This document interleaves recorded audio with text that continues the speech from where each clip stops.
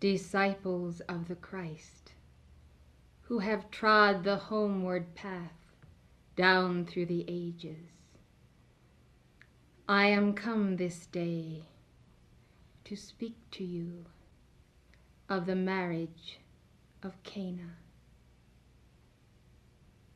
When I attended that feast with my mother Mary, it was to initiate the spiral of alchemy, the spiral of my mission that would culminate in the ritual of the ascension as a demonstration to all mankind of what man can do and of what man must do. And I shall outline for you, through this messenger, the 33 steps of the miracles and healings which are required of each one for the perfectionment of the life pattern of this planetary home and of many schoolrooms like it. This day I desire to speak to you of the marriage feast, and the knowledge of the other rituals will come to you in written and spoken form. For this is a cosmic day. It is a day of the celebration of the feast of the Cosmic Virgin and the marriage of the Cosmic Virgin to the Holy Spirit. This is the day when I set the pattern for all mankind and for the divine woman of the alchemical union, of the soul with the spirit, the marriage for which each of you long. The yearning of wholeness is this day fulfilled in you by a pattern which you then may pursue and fill in, because I have come and I have spoken, and in my words I have given the chalice of the golden age victory over sin, disease, and death. That blessed day, at the moment of the initiation of my mission, which had been prepared for well in advance, for we knew what each step of the way would be, for we had received the training at Luxor and in the retreats in the Himalayas.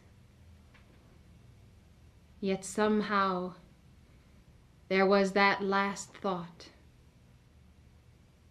of desiring to preserve the status quo of not being known, not being heard of. And so, even I, when the time came, for a moment resisted the beginning of the spiral which I knew would take me through all the periods of trials and temptations and challenges and persecutions for the purpose of the glorious atonement, the at-one-ment with God.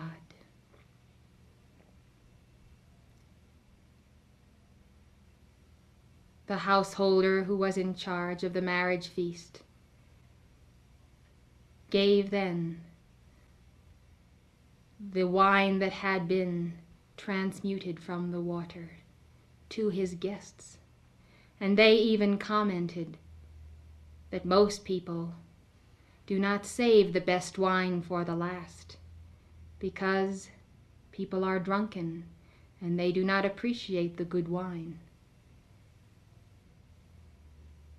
And so the best wine is reserved for the last, because the best wine is the wine of the Holy Spirit, of the Holy Communion, of the bride and the Christ. I say then to you, in that miracle was the mastery of substance, but more than that. It set forth the record of all time, the example, the archetypal pattern of what marriage should be upon earth, set forth as a human institution by the brotherhood. It is the necessary unit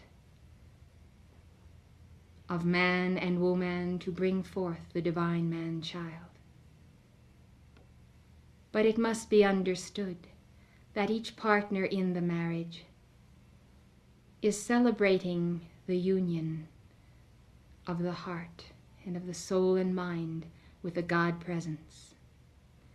When two people come together to be blessed in holy matrimony, it is for the purpose of the consecration of the soul to the wedding garment and the wedding feast, when the individual can sit down at the table with the Christ and receive the wine and the bread of Holy Communion. If all people would so consecrate their lives, whether they choose the celibate path or marriage, mankind would behold the fruits of the Holy Spirit in manifestation. There would not be cause for strife and discord in marriage or among members of holy orders. For man and woman would find their oneness in God, in the God presence, each one being whole, the manifest perfection of the whole I Spirit. Then brings the divine wholeness to the marriage feast. You recall the parable of those who came not with a wedding garment, and the one that was cast into outer darkness, where there is weeping and gnashing of teeth. And so when the hour comes for the celebration of your own wedding, you must have the wedding garment, which is the mantle of light that you have woven with the purity of your consciousness and of your desire and your manifest action of prayer and Holy Communion to become one with the Christ. The soul, then, is the feminine counterpart of your being, the bride that stands before the I Am presence and is received into that holy union of divine oneness. Let us then this hour, O angels of victory, angels of illumination, angels of freedom, proclaim the freedom of the divine woman and of her divine man-child. Let us proclaim the freedom of the souls of all mankind. Let us wrap mankind not only in the swaddling garment of the infant babe, but in the wedding garment of the Christ and of the bride adorned for her husband. That the jewels of the sacred fire now descend as a mighty shower of substance, of light, of the quickening power of the diamond shining mind of God. White fire and yellow fire and blue fire diamonds descend from the heart of the city foursquare, from Alpha and Omega, to consecrate the energies of the divine feminine upon this earth, to purify and cleanse and seal the white fire core of being, to seal the base of the spine and the crown, as the Alpha and the Omega in man rise to meet the purity and wholeness of the Holy Spirit. So let the Holy Spirit, the cosmic consciousness foursquare of the Almighty, consecrate each one to the androgynous perfection of being. Let each one find this bliss and this joy in the alchemical union. So do the waters of the wine of the Holy Spirit flow freely.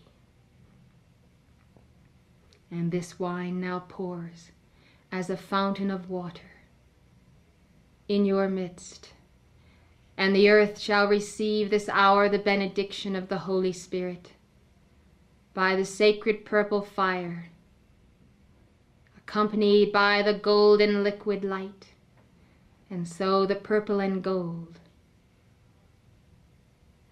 focusing the power of the sixth ray of ministration and service, gives to mankind the illumination to be free, the freedom to be illumined by the power of the cosmic Christ consciousness and by the power of the God of freedom, for the golden age now dawning. I come then, and my legions come with me.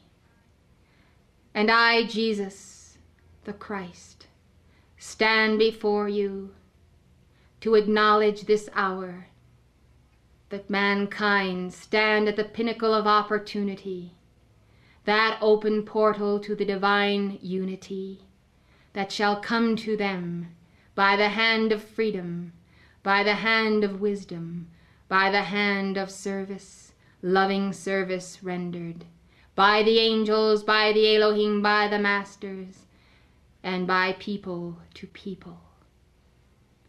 Precious hearts, ride the crest, the golden wave of light that comes crashing upon the earth with the incoming of Pisces, the mighty hierarchy of water.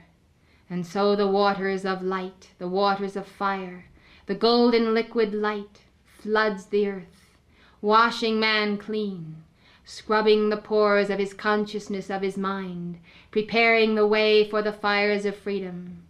Hierarchies of Aquarius and Pisces rejoice in this alchemical union this day. For at each change of the solar signs there occurs the fusions of the mighty hierarchies, as air becomes water, as water becomes fire, and fire becomes earth, and earth becomes air, and air becomes water. And so the cycle goes around the cosmic clock. The torch is passed, and when the hands of the hierarchies grasp the torch, at that moment when both are holding the same torch, there is that fusion, there is that transmutation, there is that alchemy of the marriage of Cana. And so, precious hearts, my admonishment to you is to walk upon the waters of life as I did. Be the peace-commanding, masterful presence. Walk over the waves and be not moved. Do not fear. Do not doubt your calling. For I will not let you slip. I will not let you sink beneath the waves. I will hold your hand each step of the way if you require it. But I prefer that you walk alone, all one with your presence, to demonstrate the mastery as I did. But I will be there should you need me, should you desire to clasp my hand for a moment and say, O Lord, save me or I perish. You will not perish, precious hearts. But when you feel that you might, remember that you have come face to face with those who think that they can challenge the power of God mastery and the flame of Christ's dominion. But they have not the existence, neither the stronghold in the heart of the Creator to sustain their darkness, their fears, or their doubts, unless you give to them a helping hand, unless you sustain those fears and doubts which they bring to you for your consideration. I say then, challenge the fear of the planet, challenge the doubt, challenge the night, challenge death, and you will see it dissolve before you in a golden age of immortality, of enlightenment, of freedom, and of peace to all nations. I cannot take my leave of you without reminding you of the tremendous opportunity and power that is in your hands to work the works of God in this age, if you will but speak with the authority of the Christ, the word that challenges darkness. 1,000 legions will descend on your right hand and 10,000 on the left hand. These are legions of light, not darkness. These are legions of purity and perfection, and they will go forth to do your will. Will you not try them? Will you not forget to be masterful, the peace-commanding presence throughout the day, throughout the moments, throughout the tedious periods of density and the striving feeling of the world's consciousness coming up for transmutation?